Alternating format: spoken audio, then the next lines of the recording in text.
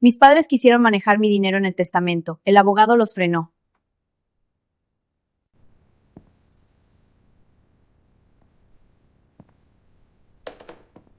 Hola, bienvenidos de nuevo al canal Sydney. Antes de sumergirnos en la historia de hoy, quiero pedirte algo muy breve pero importante. Si valoras estos espacios de honestidad, donde nos quitamos las máscaras y hablamos de lo que realmente duele, por favor suscríbete al canal y deja tu like. Es un gesto pequeño para ti, pero para mí significa que no estoy hablando al vacío. Gracias por estar ahí.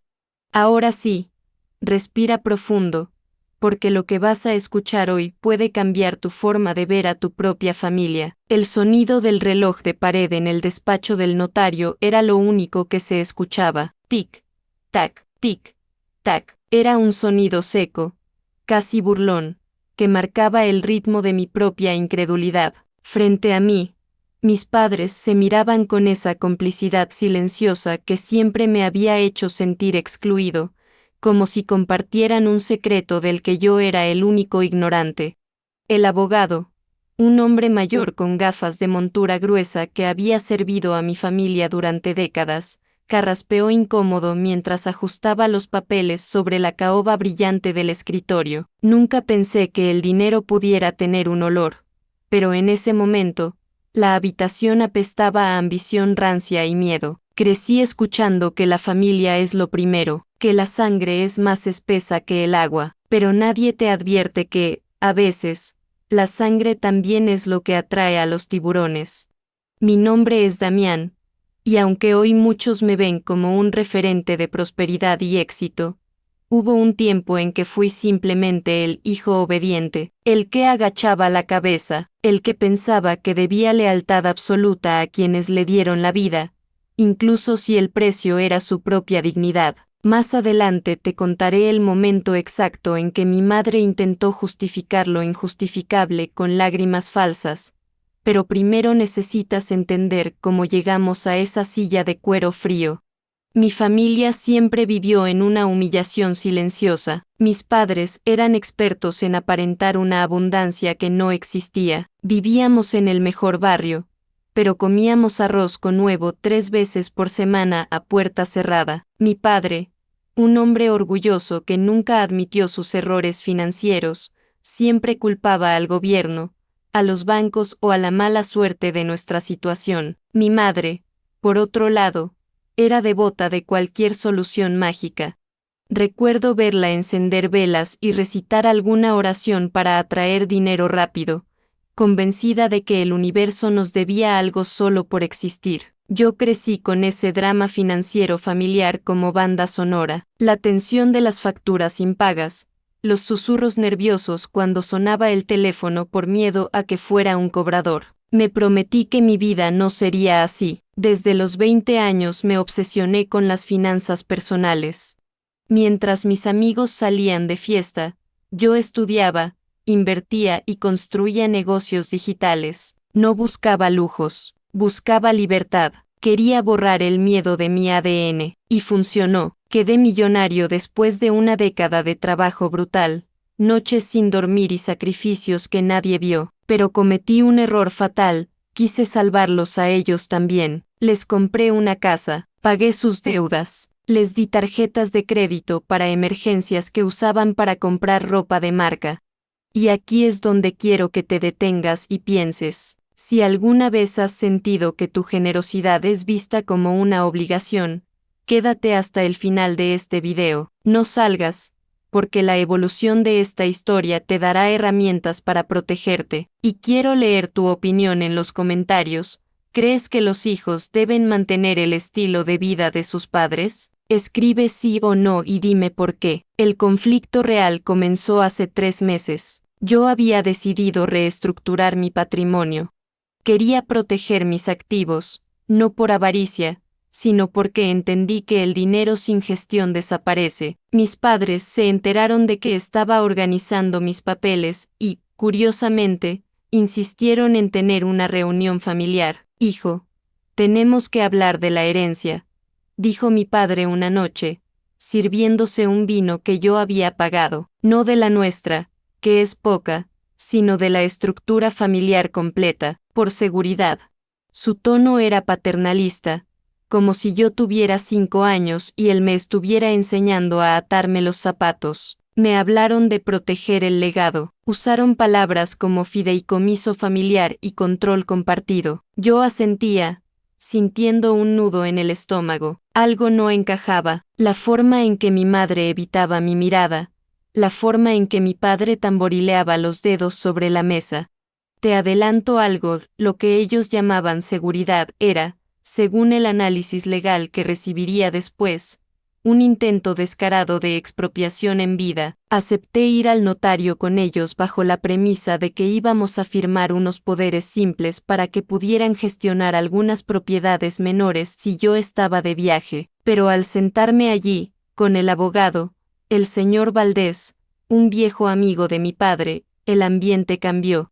Damián, tus padres han redactado una propuesta para la gestión de los bienes en caso de que tú, en caso de cualquier eventualidad y también para optimizar los impuestos actuales, dijo el abogado, pasándome un documento grueso. Lo tomé, pesaba. Antes de leer la primera línea, quiero hacer una pausa. Sé que muchos de ustedes buscan cómo atraer dinero rápido o fórmulas mágicas, pero la verdadera riqueza empieza por no dejar que te roben lo que ya tienes.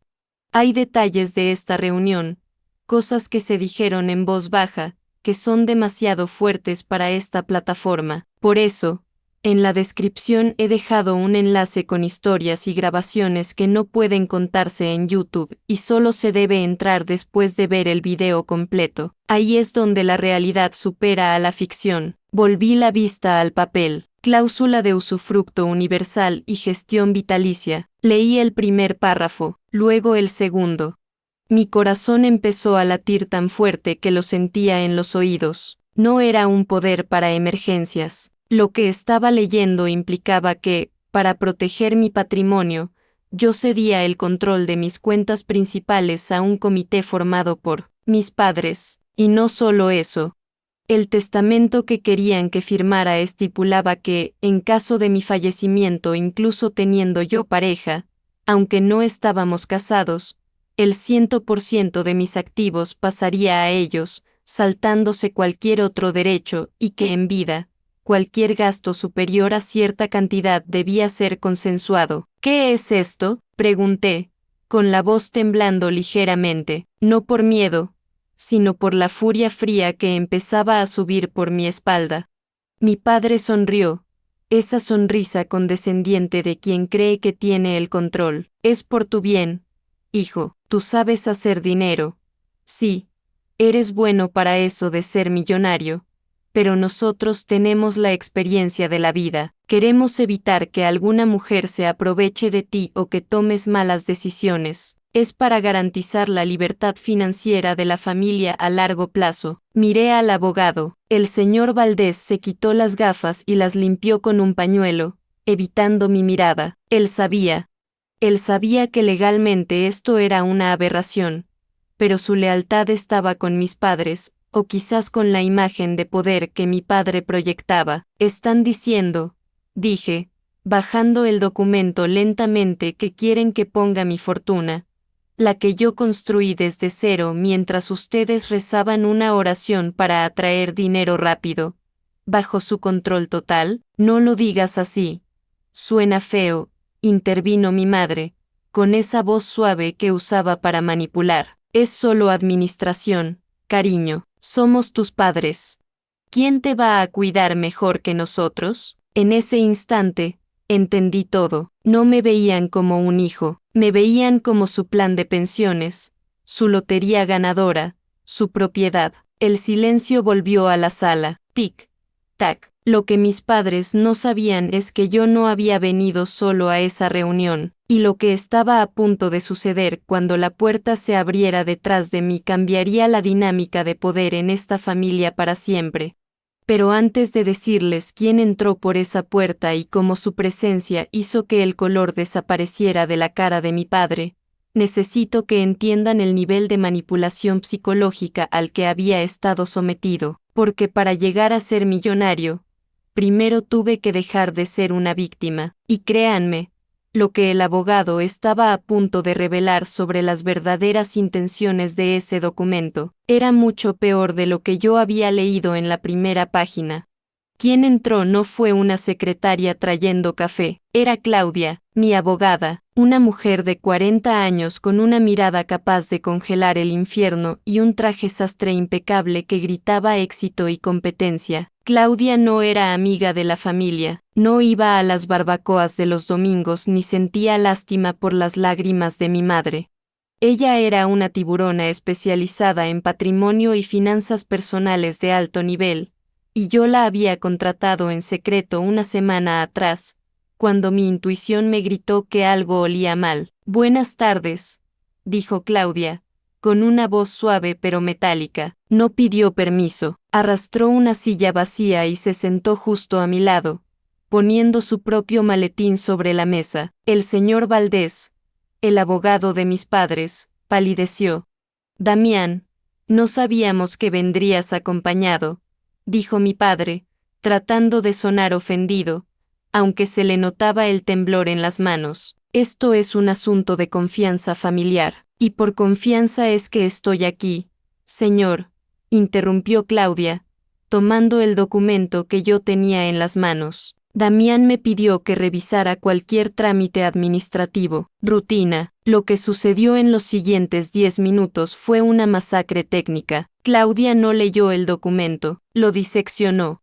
Mientras ella pasaba las páginas con rapidez, marcando cláusulas con un bolígrafo rojo, yo observaba a mis padres. No había preocupación por mi bienestar en sus ojos. Había miedo, miedo de ser descubiertos. Miedo de que su oración para atraer dinero rápido, que en este caso era yo, no funcionara. Más adelante te contaré cómo mi padre intentó atacar mi reputación cuando se vio acorralado, pero en ese momento, solo reinaba un silencio tenso.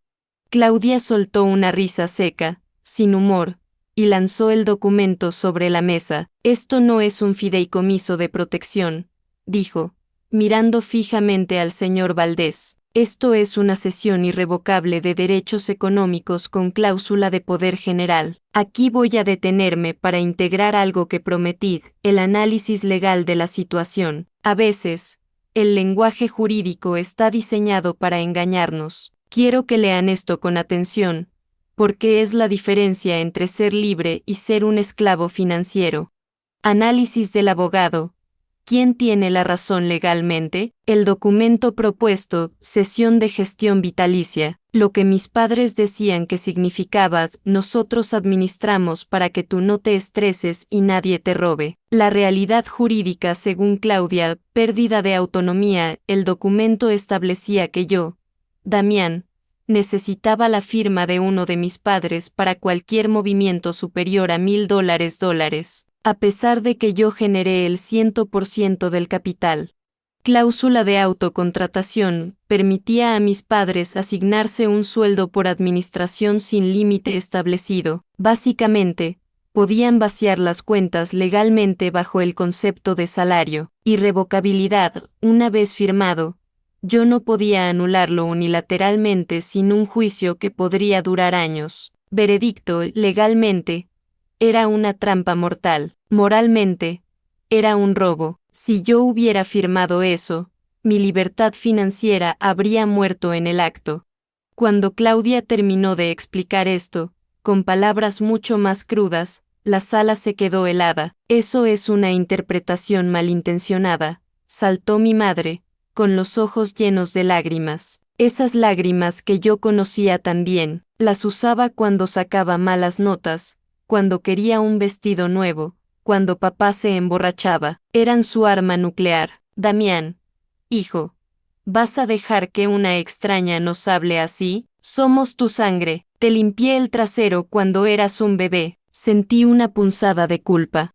Siempre está ahí, instalada en el cerebro reptiliano, honrarás a tu padre y a tu madre. Pero entonces recordé las noches sin dormir construyendo mi empresa, recordé las veces que me pidieron dinero prestado que nunca volvió, recordé que yo quedé millonario después de años de soledad, mientras ellos vivían en una fantasía. Claudia tiene razón, mamá. Dije, mi voz sonó extraña, ronca. Esto no es protección, esto es control. Quieren manejar mi dinero porque ustedes nunca supieron manejar el suyo. ¡Pum! Lo dije. La frase quedó flotando en el aire como una bofetada. Mi padre se levantó de golpe, tirando la silla hacia atrás. Su rostro pasó de pálido a rojo furioso. La máscara de padre protector se cayó y dejó ver al hombre resentido que siempre había estado debajo. ¡Maldito malagradecido!, gritó, golpeando la mesa. Todo lo que eres nos lo debes a nosotros. Nosotros te dimos la vida, nosotros te dimos educación. ¿Crees que porque tienes unos cuantos ceros en la cuenta eres mejor que yo? Eres un niño arrogante. Te pagué la hipoteca, papá, dije, manteniéndome sentado, aunque mis piernas temblaban bajo la mesa. Pagué tus deudas de juego, pagué la cirugía de mamá. ¿Qué más me deben? Nos debes respeto, bramó él, y el dinero es de la familia, el apellido es nuestro. Ese dinero se hizo bajo nuestro techo, la lógica era absurda. Yo me fui de casa a los 19 años, hice mi fortuna lejos de su techo tóxico, pero para ellos, mi abundancia era una extensión de su propiedad. Era como si hubieran plantado un árbol y creyeran que tenían derecho a cada una de las frutas por la eternidad, aunque nunca lo regaron. Claudia hizo un gesto para que nos fuéramos, pero yo necesitaba ver hasta dónde llegaban. Necesitaba que se rompiera todo para poder reconstruirme.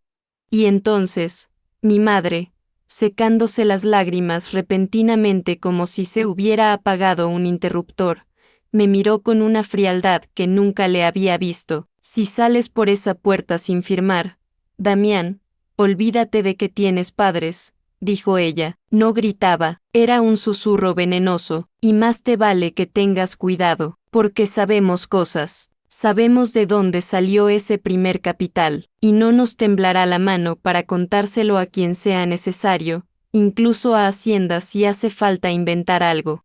Me quedé paralizado. ¿Me estaban chantajeando, mis propios padres? Antes de continuar, quiero recordarte que hay detalles de esta conversación, grabaciones de audio que hice discretamente con mi celular en ese momento, que son demasiado delicadas para esta plataforma. En la descripción hay un enlace con historias y pruebas que no pueden contarse en YouTube y solo se debe entrar después de ver el video completo. Ahí escucharás el tono exacto de mi madre. Es escalofriante. El señor Valdés, el notario, estaba visiblemente incómodo, mirando sus zapatos. Creo que deberían arreglar esto en privado, murmuró. No hay nada que arreglar, dijo Claudia, cerrando su maletín. Vámonos, Damián. Si intentan cualquier acción legal o difamatoria, los destruiré en los tribunales antes de que puedan decir prosperidad. Y créanme,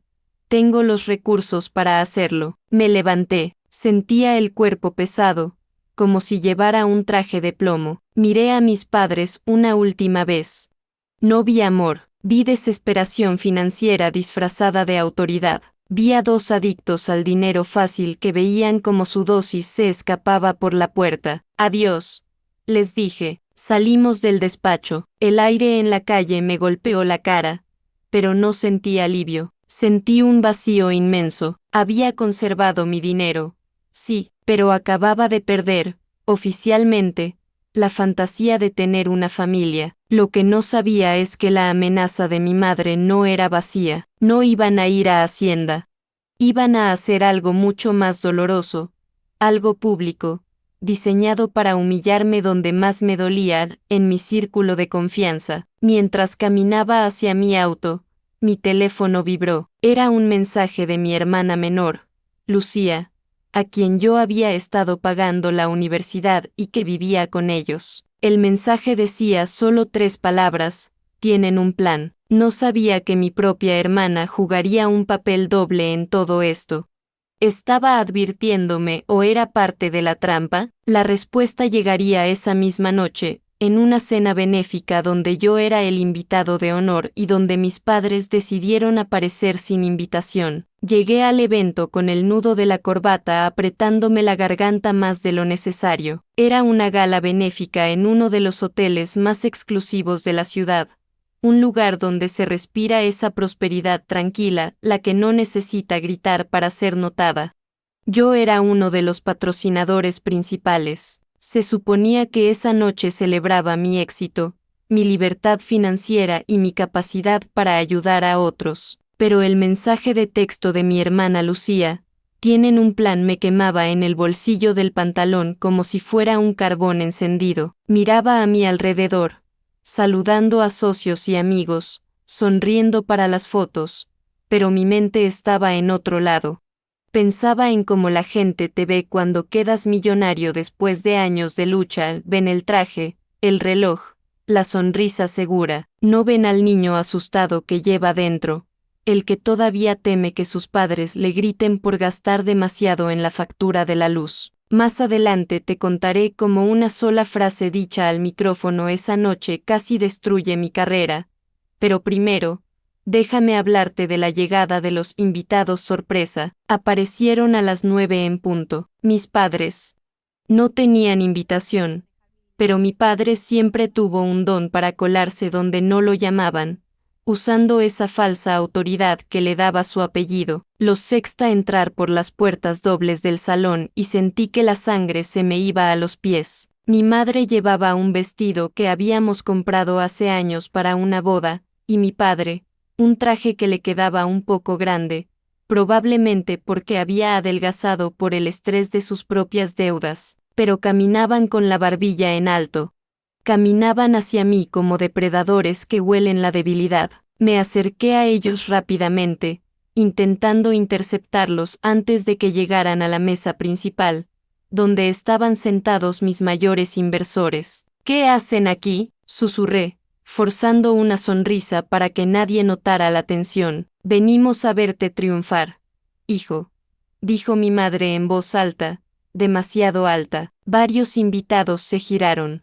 ¿No podemos estar orgullosos de nuestro bebé? El tono era dulce, pero sus ojos eran fríos como el hielo seco. Era una humillación silenciosa, calculada. Sabían que yo no haría una escena. Sabían que mi reputación dependía de mantener la compostura. Váyanse, ahora, dije entre dientes. No hasta que hablemos de lo que nos corresponde, dijo mi padre, tomando una copa de champán de una bandeja que pasaba. Me miró con desafío. Damián, no seas egoísta. Toda esta gente saben que tus padres están pasando necesidades mientras tú juegas al gran filántropo. Sentí un golpe en el estómago. Aquí voy a hacer una pausa para integrar algo que suelo leer en los comentarios. A menudo veo gente buscando en internet los peores consejos sobre familia. He leído cosas como, la familia es sagrada, perdónalo todo o el dinero va y viene, los padres son eternos. Permítanme decirles algo, esos consejos son basura cuando hay abuso financiero. Si alguna vez te has sentido culpable por poner límites, por favor, no salgas del video. Lo que estoy a punto de contarte sobre cómo reaccioné ante el chantaje emocional te servirá para siempre. Y déjame tu opinión abajo. ¿Crees que la lealtad familiar incluye dejarse arruinar? Mi padre no esperó mi respuesta. Se giró hacia el señor Giraldo, un inversor clave en mi empresa de tecnología, un hombre conservador que valoraba mucho la ética familiar. Buenas noches, dijo mi padre, extendiendo la mano. Soy el padre de Damián, el hombre que le enseñó todo lo que sabe, aunque parece que se le olvidó de dónde viene. El señor Giraldo sonrió educadamente, pero sexta la confusión en sus ojos. Un placer. Damián es un gran líder. Sí. Bueno, intervino mi madre, soltando un suspiro teatral y tocándose el pecho como si le faltara el aire. Es un gran líder. Pero como hijo, digamos que nos tiene un poco abandonados. Es duro ver cómo gasta miles aquí mientras en casa tenemos que hacer malabares. A veces ni la oración para atraer dinero rápido nos salva de la angustia, ¿sabe? El silencio que siguió fue atroz. Fue un ataque directo a mi integridad. Estaban insinuando que yo era un fraude moral, que mi éxito era una mentira construida sobre la miseria de mis padres. El drama financiero familiar estaba siendo expuesto en mi propia gala, manchando mi nombre con la peor etiqueta posible, mal hijo. Quise gritar. Quise decirles a todos que yo les había pagado la casa, que les daba una mensualidad que superaba el sueldo promedio del país, que ellos lo despilfarraban en apuestas y apariencias. Pero, ¿quién me creería? Ellos eran unos ancianos vulnerables. Yo era el joven millonario arrogante. La narrativa estaba en mi contra. En ese momento de pánico, vi a mi hermana Lucía entrar al salón. Se había quedado rezagada. Caminaba despacio, mirando al suelo.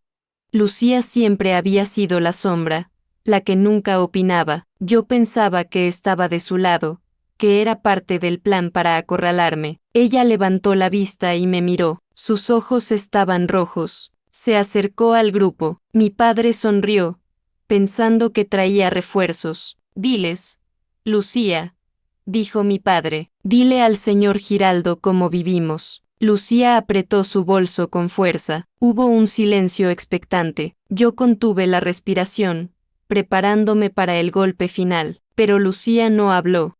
En lugar de eso, sacó un sobre blanco de su bolso y me lo extendió a mí. Toma, dijo con voz temblorosa. Se les cayó esto en el auto cuando venían planeando lo que iban a decirte. Creo que deberías leerlo. Mi padre intentó arrebatarle el sobre, pero yo fui más rápido. Lucía, ¿qué haces?, gritó mi madre, perdiendo por un segundo su papel de víctima. Abrí el sobre. No era una carta, eran impresiones de correos electrónicos, correos entre mi padre y un gestor de fondos de dudosa reputación. Y lo que leí allí hizo que la sangre se me helara, pero no por miedo, sino por pura incredulidad. Resulta que mis padres no estaban pasando necesidades. Tenían dinero, mucho dinero, pero no era suyo. Habían estado usando mi nombre y falsificando mi firma durante el último año para pedir préstamos a prestamistas privados, prometiendo que su hijo millonario pagaría con intereses exorbitantes. Y el plan de esa noche, el fideicomiso que querían que firmara, era para tapar ese agujero negro antes de que los prestamistas vinieran a romperles las piernas, o las mías. Mis finanzas personales estaban en peligro, no por mis gastos, sino por un fraude criminal cometido por las personas que me dieron la vida.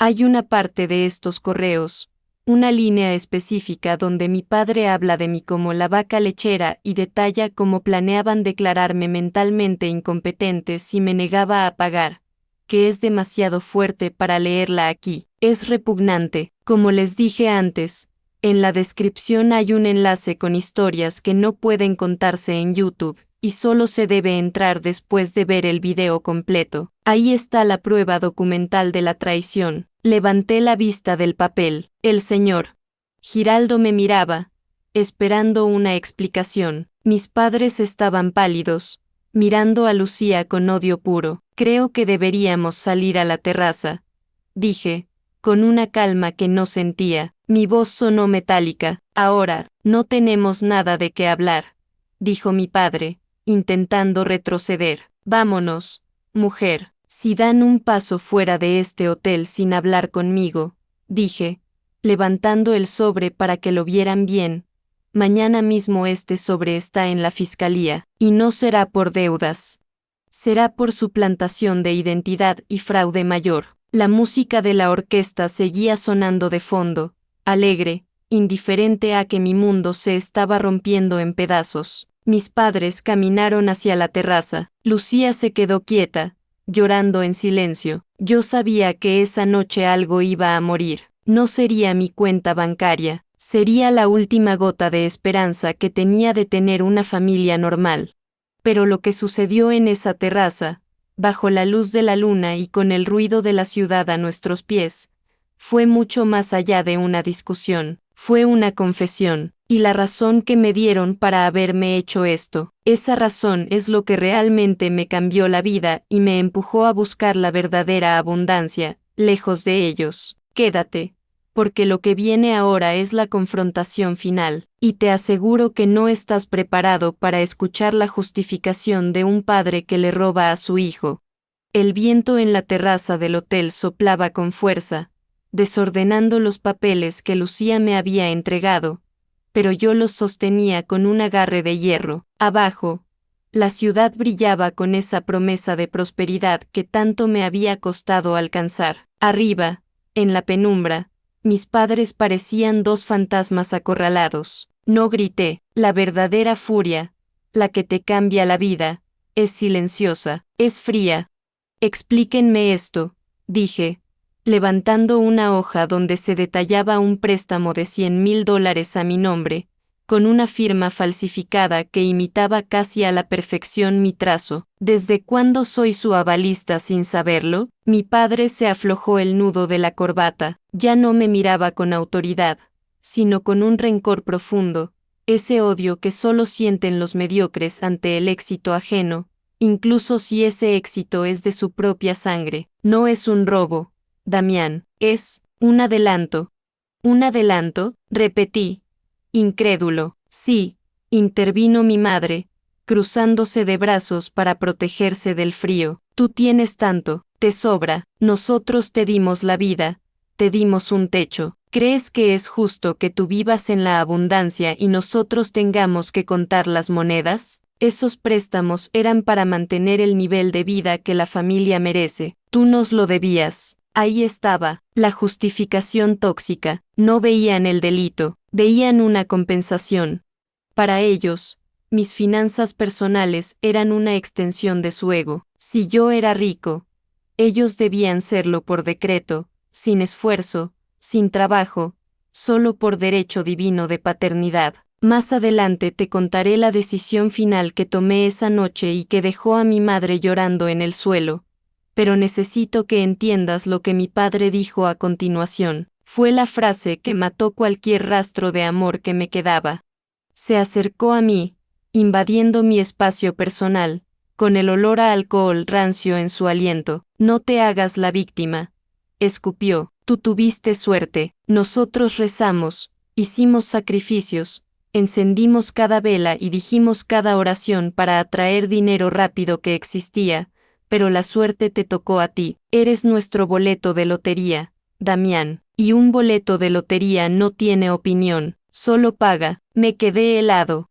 Toda mi vida, todo mi esfuerzo, las noches sin dormir, los riesgos calculados, la disciplina férrea para llegar a ser millonario. Para él, todo eso era suerte, y peor aún, yo no era una persona, era un objeto, un boleto de lotería. En ese momento, comprendí que no había negociación posible. No se negocia con parásitos, se les extirpa. Quiero hacer una pausa aquí. Sé que es duro escuchar esto.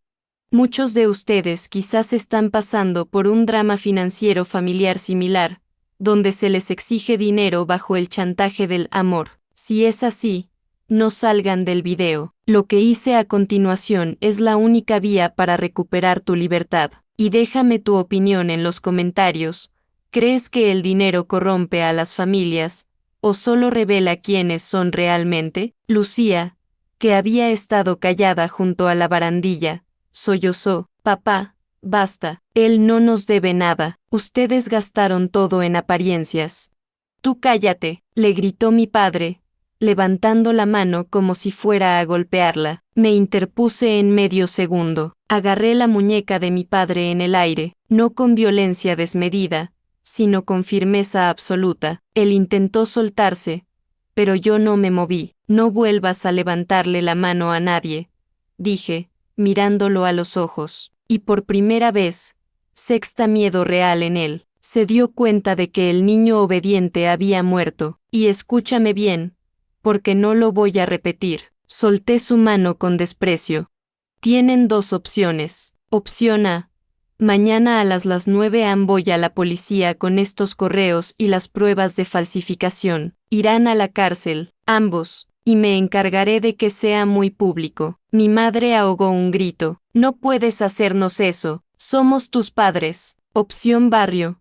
Continué, ignorando sus lágrimas de cocodrilo, firman ante notario mañana mismo una confesión de deuda, reconociendo cada centavo que robaron. Me ceden la titularidad de la casa donde viven, que yo pagué, pero puse a su nombre por amor y aceptan un régimen de visitas supervisados si quieren ver a sus futuros nietos algún día, y Lucía se viene conmigo. Ahora mismo, hubo un silencio sepulcral en la terraza, solo se oía el tráfico lejano. ¿Nos vas a dejar en la calle?, susurró mi padre, derrotado. No, respondí, les voy a dejar vivir en la casa, pero ya no será suya, será mía. Y recibirán una pensión básica, la justa para vivir dignamente, no para lujos. Se acabó la libertad financiera a mi costa, se acabaron las tarjetas, los viajes y la farsa. Eso es humillante, dijo mi madre, con veneno en la voz. No, mamá, humillante es robarle a tu hijo y llamarlo amor. Humillante es que tu hija menor tenga que delatarlos para salvarme. Saqué mi teléfono. Tenía la grabadora activada desde que salimos al balcón. Todo esto está grabado. Les mostré la pantalla. Así que no intenten negarlo mañana. Hay una parte de esta grabación, justo cuando mi padre se da cuenta de que ha perdido el control total sobre mi dinero y suelta una maldición que me heló la sangre, que no puedo poner aquí por las normas de la plataforma. Como siempre, en la descripción hay un enlace con historias y audios que no pueden contarse en YouTube, y solo se debe entrar después de ver el video completo. Ahí está la verdadera cara de la avaricia. Mi padre miró a mi madre. Ella asintió levemente, con la cabeza baja. Sabían que estaban vencidos. No tenían dinero para abogados. No tenían moral para defenderse. Yo tenía las pruebas, el capital y, por fin, la voluntad. Vámonos, Lucía, dije, ofreciéndole mi brazo a mi hermana. Ella corrió hacia mí y me abrazó. Sentí sus lágrimas mojando mi chaqueta de smoking. Lo siento, me susurró. Lo siento tanto. Tú me salvaste, le dije al oído. Ahora me toca a mí. Nos dimos la vuelta para volver a la fiesta. Mis padres se quedaron en la terraza, dos figuras oscuras contra el cielo nocturno, empequeñecidos por la inmensidad de la ciudad que nunca pudieron conquistar por sus propios méritos. Quedé millonario después de muchas cosas, pero esa noche me hice rico de verdad, recuperé mi vida, pero la historia no termina con mi victoria en esa terraza. Lo que pasó en los meses siguientes, la venganza financiera legal que ejecuté y cómo transformé esa experiencia en mi mayor activo, es lo que quiero compartirte en la parte final, porque verán, mis padres firmaron, pero el destino tenía preparada una última lección irónica para ellos, una que tiene que ver con la herencia que tanto codiciaban y que terminó siendo su mayor castigo. Han pasado 6 meses desde esa noche en la terraza del hotel. El viento frío que sentí entonces se ha transformado en una brisa fresca de libertad, pero el camino para llegar aquí no fue gratuito. Fue una cirugía a corazón abierto, sin anestesia. A la mañana siguiente de la gala, mis padres se presentaron en el despacho de Claudia. No hubo gritos, ni lágrimas falsas, ni intentos de manipulación emocional. Solo había 2 personas derrotadas firmando papeles con manos temblorosas. Firmaron la confesión de deuda. Firmaron la transferencia de la propiedad de la casa a mi nombre. Firmaron su rendición incondicional. Ver a mi padre, el hombre que siempre se jactaba de ser el patriarca, bajar la cabeza mientras una abogada le explicaba su nueva asignación mensual, fue la imagen definitiva del fin de una era. Aquí es donde apliqué lo que llamo justicia financiera estricta. No los dejé en la calle, porque a pesar de todo, no soy como ellos, pero cambié las reglas del juego para siempre. Para cerrar este ciclo y que entiendan las consecuencias reales de mezclar finanzas personales con toxicidad familiar, quiero usar un formato que muchos han pedido, serie. ¿Dónde están ahora? Mis padres viven en la misma casa, pero bajo un contrato de usufructo revocable. Ya no tienen tarjetas de crédito a mi nombre. Reciben una mensualidad fija, equivalente a un salario medio, administrada por un gestor externo. Cada gasto extra debe ser justificado. Se acabaron las cenas caras para impresionar a vecinos. Se acabó la ropa de marca. Viven una vida de humillación silenciosa, no por pobreza, sino porque perdieron el control. La ironía es que ahora tienen la seguridad financiera que siempre pidieron, pero odian cada segundo de ella porque no tienen el poder. Siguen buscando en Internet alguna oración para atraer dinero rápido, sin entender que su Dios del dinero, yo cerró el grifo por su avaricia.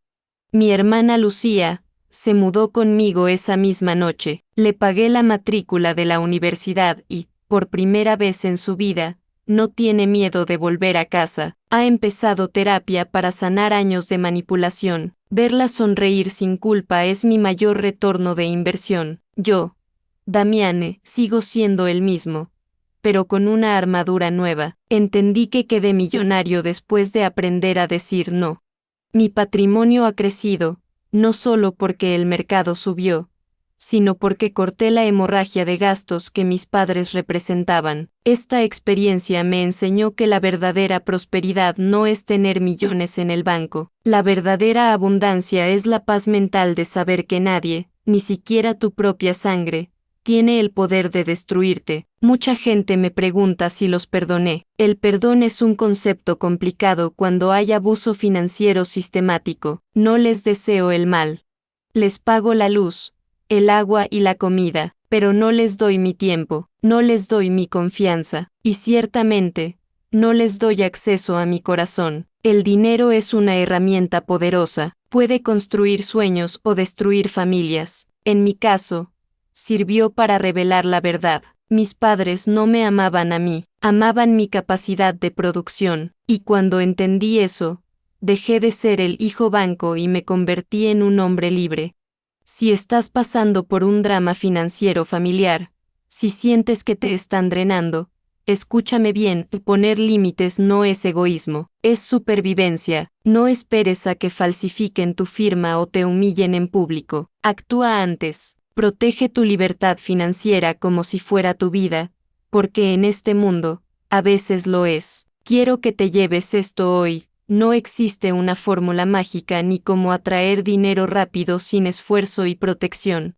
La riqueza se construye trabajando duro, pero se mantiene teniendo el coraje de sacar a las personas tóxicas de tu ecuación, aunque duelan. Antes de despedirme, quiero pedirte que dejes tu comentario abajo. ¿Crees que fui demasiado duro con el acuerdo final, o hice lo correcto al proteger a mi hermana y mi patrimonio? Te leeré.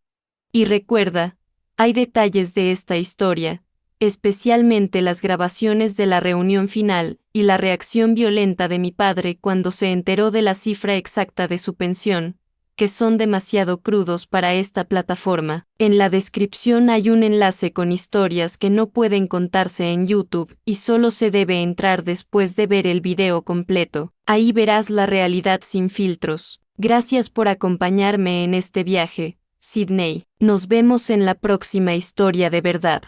Esta historia no termina aquí. Hay relatos que nunca pude subir al canal. El enlace está en la descripción.